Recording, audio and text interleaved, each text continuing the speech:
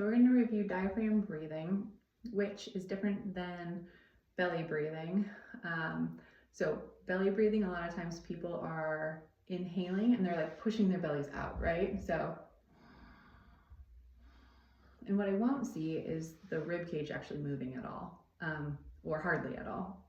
So what I want to do, and what I like to teach, is diaphragm breathing with a self-hug. So if you put your hands on the side of your rib cage, and then from there, you're going to settle your shoulders down, relax your abdomen, and on the inhale breath, I want you to see if you can feel your ribs expand into your hands. So you're going to inhale, feel your ribs expand sideways perhaps, and your belly will just gently expand into your forearms. And then you'll just gently exhale.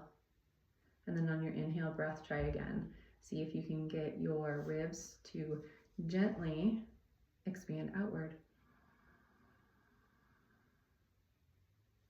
The self-hug is nice, or you could put your hands on your rib cage here. However, when we put our hands on our rib cage here, a lot of people, depending on shoulder mobility, will result in shrugging their shoulders. And we want to get out of the neck and shoulders with this diaphragm breath when we're trying to focus on calming the nervous system too. So I also really love the self-hug here because it signals a little bit of safety and some self-love.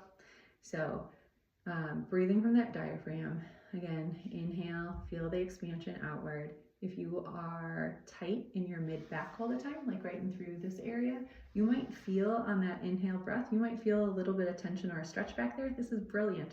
It's such a lovely way to release tightness in that mid-back. If you have chronic neck tension, do assess whether at rest you tend to be inhaling more using these muscles. So that might look like that.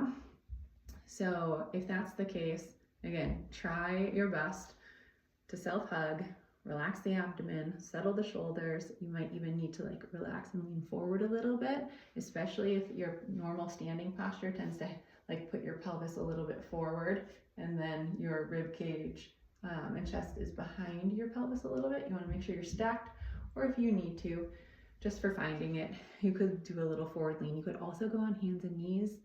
That works really beautifully, or you could just stand at the wall in a little bit of a forward plank position, relaxing through the abdomen, the chest and the shoulders, and try from there too. So those are things that might be helpful, but definitely the way that we want to help calm the nervous system.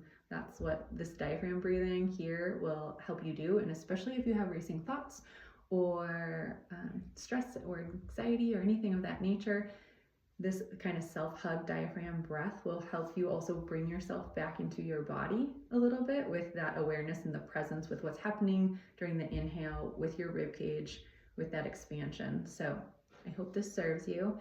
And if you're struggling to sleep tonight, go ahead and try that out and see if you can fall asleep more quickly.